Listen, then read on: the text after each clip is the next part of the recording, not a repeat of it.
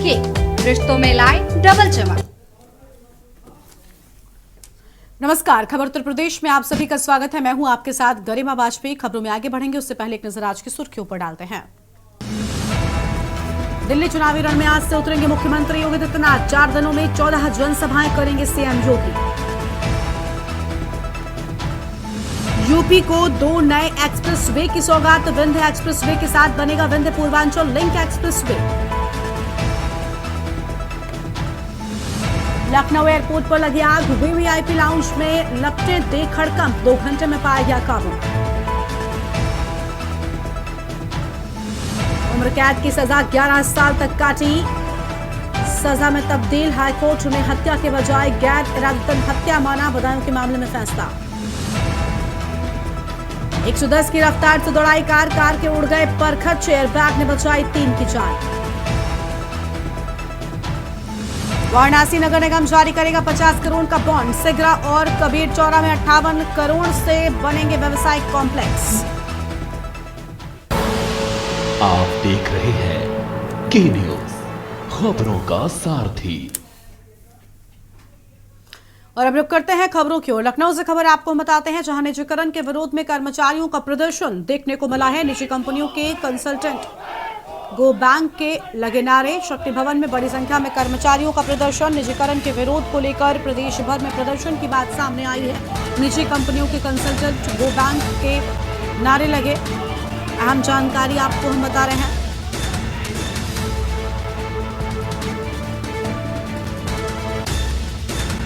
निजीकरण के विरोध में प्रदेश भर में प्रदर्शन।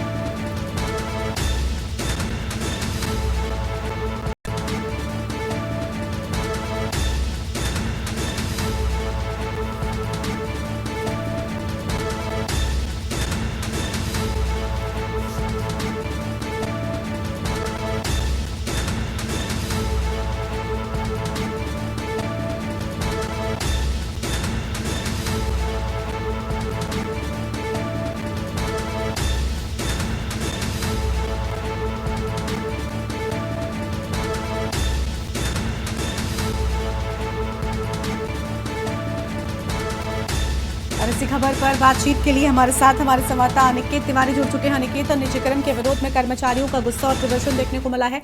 पूरी जानकारी क्या है आपके पास में? अगर बात करी जाए जिस तरह से यूपीपीसीएल में जो प्राइवेटाइजेशन जो बात चल रही है, इसको लेकर कहने के तमाम जो कर्मचारी है गरिमा, वो अपना विरोध दर्ज करते हुए नजर आ रहे हैं। इसके पहले भी देखने को मिला था कि बड़ी संख्या में तमाम कर्मचारियों ने हाथों में काली पट्टी बांधकर काम जरूर किया था, लेकिन कहने के अपना विरोध निजीकरण को लेकर अपना जताते हुए नजर आते रहे। और आज भी जिस तरह से कहने के प्रदेश में ये हड़ताल का आह्वान किया गया था कर्मचारियों की तरफ से कि आज पूरे प्रदेश में अलग अलग जगहों पर हर जनपद में तमाम जो बिजली कर्मचारी हैं वो इस निजीकरण की बात के लेकर अपना जो विरोध है वो दर्ज करते हुए नजर आएंगे। और आज भी ऐसा ही चीजें वो देखने को मिली गरिमा शक्ति भवन में, क्योंकि बड़ी संख्या में तमाम चाहे पुरुष हो या महिला कर्मचारी हो एक साथ एकत्र होकर लगातार निजीकरण का विरोध करते हुए नजर आए। और जो विरोध के जो नारे थे निजीकरण के, उसको लेकर कहीं ना कहीं तमाम जो नजर आए तमाम कर्मचारी। हालांकि अगर बात करें तो निजी कंपनियों के जो कंसल्टेंट है उनको इनका आने का जो समय था प्रस्तावित था, और इस विरोध को देखते हुए आज वो कंसल्टेंट आज नहीं पहुंचे शक्ति भवन, और उसको लेकर कहने का जो उत्साह था और उत्साह कहने का दर्शाते हुए तमाम कर्मचारी शक्ति भवन में नजर आए। हालांकि अगर बात करें यूपीपीसीएल की गरिमा, तो यूपीपीसीएल कहना है कि जिस तरह से नुकसान में चल रहा है बिजली विभाग, उसकी क्षतिपूर्ति करने के लिए कहना कि प्राइवेट हाथों में देने की आवश्यकता है।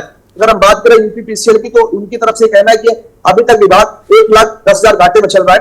तो वही अगर हम कर्मचारियों की अगर गरिमा बात सुने तो कर्मचारियों का कहना है कि इससे ज्यादा का बकाया बिजली विभाग का लोगों पर, यानी कि 1,35,000 का जो बकाया है उसको अगर वसूल लिया जाएगा तो इस घाटे की पूर्ति करी जा सकती है। वही कर्मचारियों का यह भी कहना है कि अगर आपको को वसूली करनी भी है तो उसके लिए प्राइवेट लोगों को वो काम आप दे सकते हैं, उसके लिए निजी हाथों में पूरी तरह से सेक्टर को सौंप देना ये उचित नहीं होगा। और कर्मचारियों का यह भी कहना है कि अगर प्राइवेट कंपनी अगर कहीं ना कहीं अगर आती है तो उससे तमाम जो कर्मचारी हैं जो आरक्षण वर्ग जो आते हैं उनको कहीं ना कहीं तमाम जो दिक्कतें हैं उनका सामना करना पड़ेगा। और कहीं ना कहीं 68,000 तमाम जो कर्मचारी हैं उनकी नौकरी पर कहीं ना कहीं आपसोपेश आता हुआ नजर आएगा। तमाम मुद्दों को लेकर जो कर्मचारी है वो लगातार अपना विरोध दर्ज करता हुआ नजर आ रहा है। हालांकि आने वाले समय में सरकार इस पर क्या विचार करती है ये देखना भी दिलचस्प होगा, लेकिन साफ तौर पर जो विरोध है वो कहीं ना कहीं देखने को मिल रहा है। बहुत शुक्र आपका अनिकेत हमारे साथ जुड़ने के लिए और हम जानकारी साझा करने के लिए। बड़ी खबर आपको बता दें, जहां पर गुस्सा देखने को मिला है।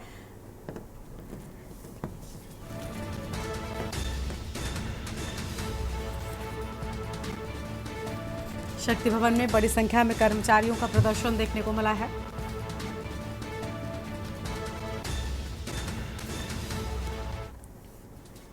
और यहां पर अपने एक छोटे से ब्रेक के लिए चल लौटेंगे। आप देख रहे हैं के न्यूज, खबरों का साथ।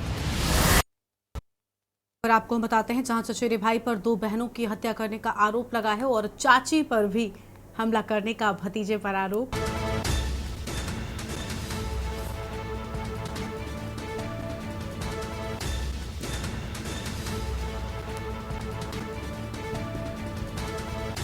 ये बड़ी खबर आपको हम बता दें, जहां पर घायल छोटेलाल पत्नी गौरी अस्पताल में भर्ती। घायल चाचा फतेहपुर के निवासी हैं और मतई में जवाहर स्मारक इंटर कॉलेज में है शिक्षक। 1 वर्ष से पैरालिसिस की बीमारी से ग्रस्त है चाची।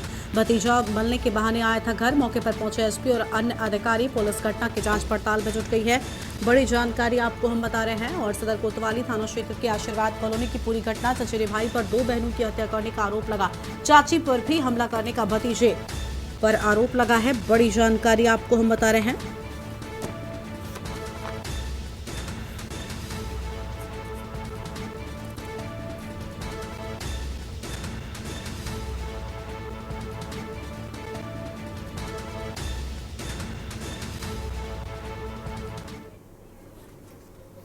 सामने कुछ बता रही थी उनकी, जैसे मैडम ने बताया कि उनके परिवार के 3 लोग आए थे और उनको मार करके वो चली गई।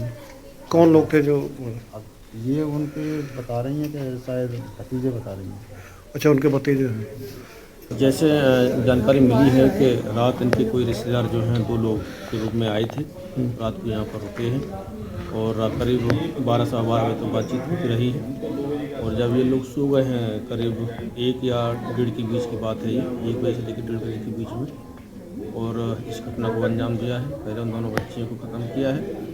इसमें जो घर के मुखिया हैं CL गौतम जी, वो ब्रेन हेमरेज के पेशेंट रहे हैं, जो पैरालिसिस हो चुके थे। वो अपने बेड पर लेटे हुए थे, जिनका एक राइट हैंड एंड राइट पैर जो है वर्क नहीं कर रहा था। आगे बढ़ते हैं खबरों की ओर। फतेहपुर से खबर, जहां सड़क किनारे खड़े ट्रकों पर कार्रवाई। नेशनल हाईवे 2 पर सड़क किनारे खड़े ट्रक पर कार्रवाई। 60 वाहनों का चालान किया गया। 22 वाहनों को सीज किया गया है। अहम जानकारी आपको हम बता दें, करीब 3 लाख का जुर्माना किया गया। मेडिकल कॉलेज नवाबाग भटौरा बाईपास में कार्रवाई। लखनऊ बाईपास और लोधीगंज इलाके में कार्रवाई। ARTO पुष्पांजलि मित्रा की अगुवाई में चलाया गया अभियान। कार्रवाई से ट्रक चालकों में हड़कंप मचा हुआ है। बड़ी जानकारी आपको हम बता रहे हैं। कार्रवाई से हड़कंप मचा हुआ है। फिलहाल यह अहम खबर आपको हम बता दें, लखनऊ बाईपास पर भी चलाया गया अभियान। ARTO पुष्पांजलि मित्रा की अगुवाई में अभियान चलाए जाने की बात सामने आई है।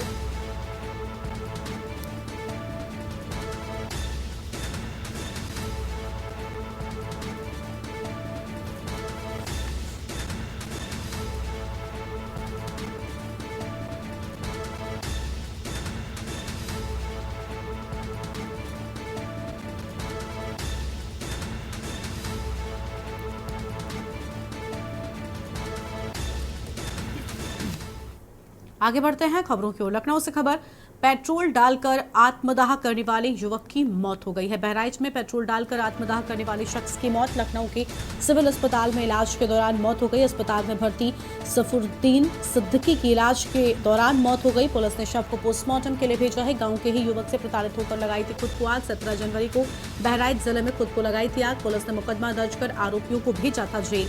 बड़ी खबर आपको हम बता रहे हैं, अस्पताल में भर्ती सफुरुद्दीन सिद्दीकी की मौत की बात सामने आई है।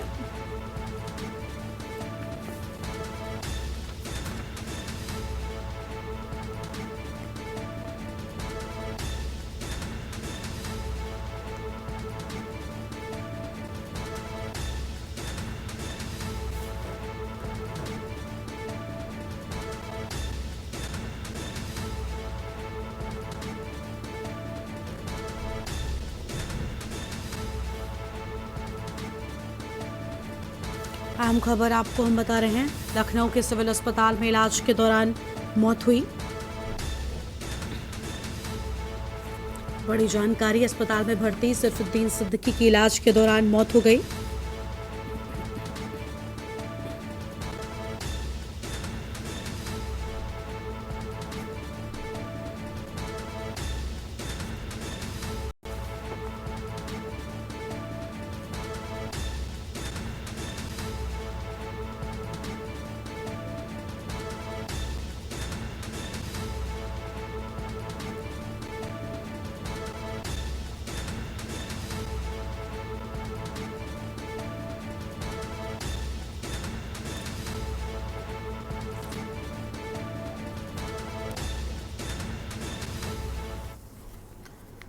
लखनऊ के पारा स्थित गोविंद नगर कॉलोनी में बुधवार की सुबह सड़क की जमीन पर दबंगों ने गेट लगाकर रास्ता बंद करने की कोशिश की। विरोध करने पर महिलाओं व बच्चों को लाठी से जमकर पीटा है। इस मामले पर पुलिस ने केस दर्ज कर 2 लोगों को गिरफ्तार किया। दरअसल गोविंद नगर कॉलोनी निवासी प्रतिमा श्रीवास्तव ने कहा कि मोहल्ले के रहने वाले रेलवे ठेकेदार सत्येंद्र राय कॉलोनी में सार्वजनिक सड़क की खाली जमीन पर गेट लगाकर कब्जा करना चाह रहे थे। आरोप है कि बुधवार सुबह सत्येंद्र कई गाड़ियों से साथियों के साथ पहुंचे और गेट लगा रहे थे। इस दौरान मोहल्ले की रहने वाली सरिता वाजपेयी, श्वेता सिंह, सविता चौधरी, माया, संध्या समेत अन्य महिलाओं और बच्चों ने विरोध किया। विरोध करने पर बौखलाए सत्येंद्र राय, कल्लू, प्रदीप, मुन्ना समेत उनके लगभग 25 साथियों ने महिलाओं व बच्चों की लाठियों से जमकर पिटाई कर दी है। आरोप है कि शिकायत के बाद भी पुलिस ने कोई कार्रवाई नहीं की।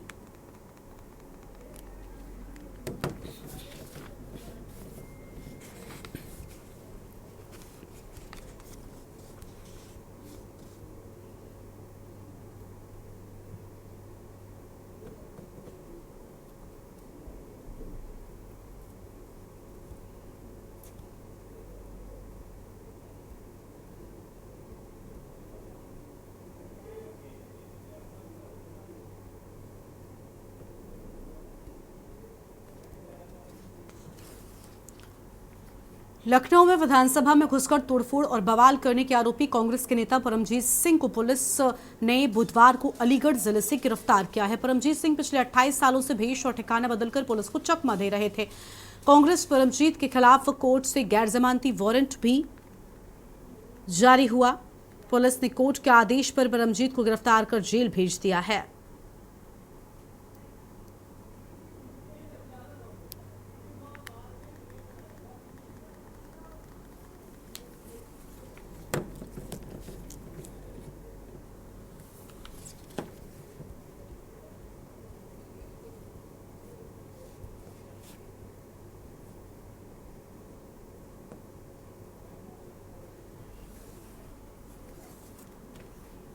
जनपद अमरोहा के धनौरा नगर ज्वेलर्स की दुकान पर अज्ञात महिला बुर्का पहनकर बच्चे के संग आभूषण लेने पहुंची। महिला ने ज्वेलर्स की दुकान में 2 चांदी की अंगूठियां खरीदी और दुकानदार से सोने की बालियां दिखाने को कहा। देखते ही देखते दुकानदार की नजर हटते ही 8 ग्राम सोना, जिसमें 10 से 12 सोने की बालियां थी, गायब कर दी। पूरी घटना कैमरे में कैद हो गई है।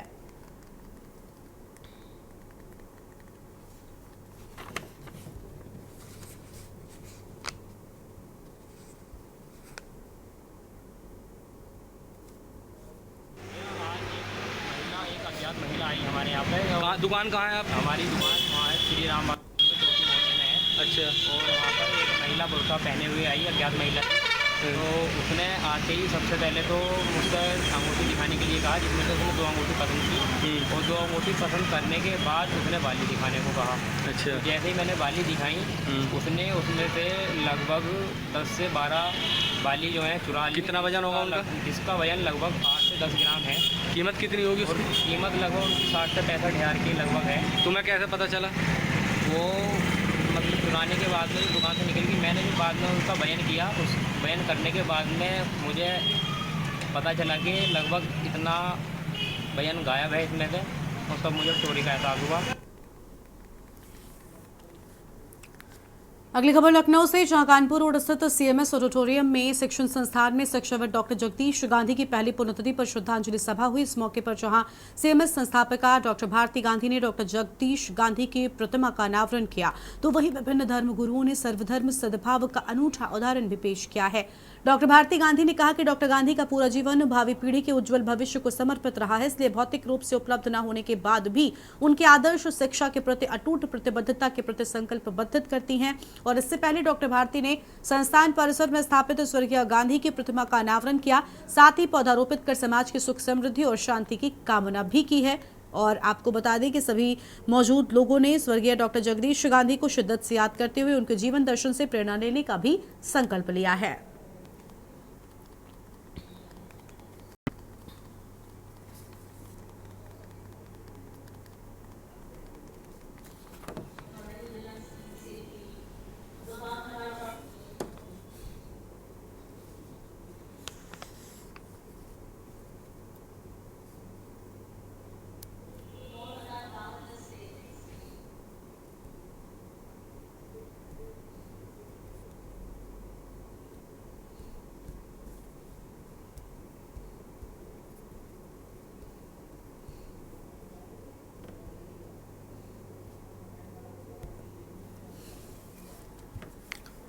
अगली खबर है बुलंदशहर से, जहां फार्मर रजिस्ट्री को लेकर किसान जन सेवा केंद्रों में चक्कर काट रहे। किसानों का कहना है कि दिन में साइट वेस्ट चल रही है। किसान 3 से 4 दिन तक जन सेवा केंद्रों के जमकर चक्कर काटते हैं और फार्मर रजिस्ट्री नहीं होने पर घर वापस लौट जाते हैं। हालांकि एडीएम प्रशांत कुमार ने कहा कि फार्मर रजिस्ट्री कोई भी कर सकता है, जिसके लिए 4 ऑप्शंस बताए गए हैं। व्यक्ति ये खुद भी मोबाइल से ऐप डाउनलोड कर सकता है।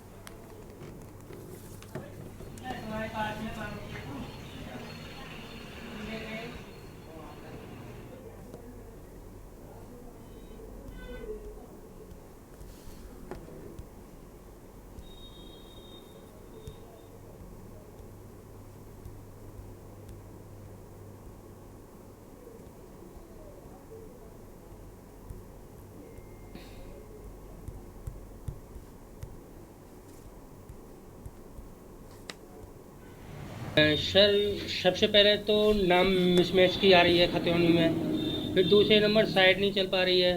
रात को 11 बजे से लेकर और सुबह 4 बजे तक थोड़ा रनिंग पकड़ रही है साइड, लेकिन चल ना पा रही प्रॉपर तरीक़ा से। और थोड़ा दिन में तो बिल्कुल चल ही नहीं रही है, ये ज़्यादा समस्या आ रही है सर। सबसे ज़्यादा साइड की परेशानी आ रही है, साइड नहीं चल पा रही है, साइड का वर्क मतलब सही नहीं हो रहा है, पेज खुलता नहीं है। और ये रात के समय में ज़्यादा चलती है साइड, और दिन में तो ये वर्क ही नहीं करती है। दिन में तो किसी का अलगा हो गया, नसीब जाग गया तो 1 आध सेकंड के लिए खुल गई, नहीं तो बंदी होती है, ज़्यादातर बंदी रहती है ये। देखिए, ये फार्मर रजिस्ट्री का काम जो है चल रहा है, और इसमें जो बेनिफिशरी हमारे हैं वो जो पीएम किसान के जो लाभार्थी हैं वो बेनिफिशरी हैं, और जनपद में 4,46,547 का डेटा हमें प्राप्त हुआ है बेनिफिशरी ग्रुप में, और उस पर काम चल रहा है। ये फार्मर रजिस्ट्री किए जाने के 4 मोड हैं। किसान स्वयं अपने फ़ोन से स्वयं भी कर सकता है, उसको सेल्फ मोड बोलते हैं। उसका एक कैंप मोड है, दूसरा CSC मोड है, और तीसरा जो है पंचायत सहायक मोड है, चौथा पंचायत सहायक मोड है। इन सभी मोडों में काम चल रहा है। यद्यपि साइट पे थोड़ा सा कंजेशन होने के नाते थोड़ा स्लो है अन्य मोड में, लेकिन CSC मोड में साइट बहुत अच्छी वर्क कर रही है और हम लोग लगातार इस पर काम कर रहे हैं। मैं मौजूद हूँ जनपद बुलंदशहर में, और बात करते हैं किसानों की फार्मर रजिस्ट्री को लेकर। लगातार देखा जा रहा है कि सरकार ने बताया जा रहा है कि 31 तारीख लास्ट डेट मुकर्रर की है, लेकिन उसके बाद भी कहीं ना कहीं किसानों को काफ़ी परेशानी का सामना करना पड़ रहा है। किसानों का जो कहना है, किसान जनसेवा केंद्र पर आते हैं, लेकिन किसी कारणवश शायद व्यस्त होने की वजह से फार्मर रजिस्ट्री नहीं हो पा रही है, लोगों को दिक्कतों का सामना करना पड़ रहा है। आखिरकार जिस तरह से जो बताया जा रहा है कि फार्मर रजिस्ट्री करने के लिए जो लास्ट तारीख मुकर्रर की है वो 31 तारीख की है। अगर फार्मर रजिस्ट्री इस तरह से अगर नहीं हो पाती है किसानों की, तो क्या PM सम्मान निधि मिलेगी उनको या नहीं मिलेगी? तो किसानों को ये भी कहीं ना कहीं चिंता सता रही है कि आखिरकार डेट बढ़ेगी या नहीं। तो अब देखना यह होगा कि सरकार जो 31 तारीख लोगों के द्वारा बताई जा रही है कि लास्ट तारीख की गई है, अब जो लोग परेशान हैं साइड नहीं चलने से, लगातार जनसेवा केंद्रों के लोग चक्कर काट रहे हैं, लेकिन कहीं ना कहीं लोगों को काफ़ी परेशानी का सामना कर। लोगों का कहना है कि 2 दिन से लेकर 3-3, 4-4 दिन तक जनसेवा केंद्रों के चक्कर काटने पड़ रहे हैं, उसके बाद भी फार्मर रजिस्ट्री नहीं हो पा रही है। अब देखना यह होगा कि किसानों को किस तरह से सरकार मदद करेगी, क्या टाइम बढ़ाएगी, या फार्मर रजिस्ट्री जिस तरह से जो साइड व्यस्त चल रही हैं, क्या उन पर कुछ ऐसा संशोधन करेगी कि जो लोगों की जो समस्या है वो पूर्ण हो सके। अनिल मीना, के न्यूज़ इंडिया।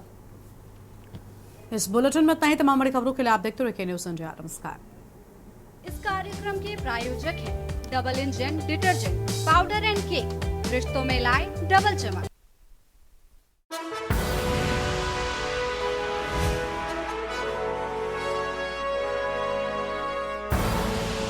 आप देख रहे हैं के न्यूज, खबरों का सारथी।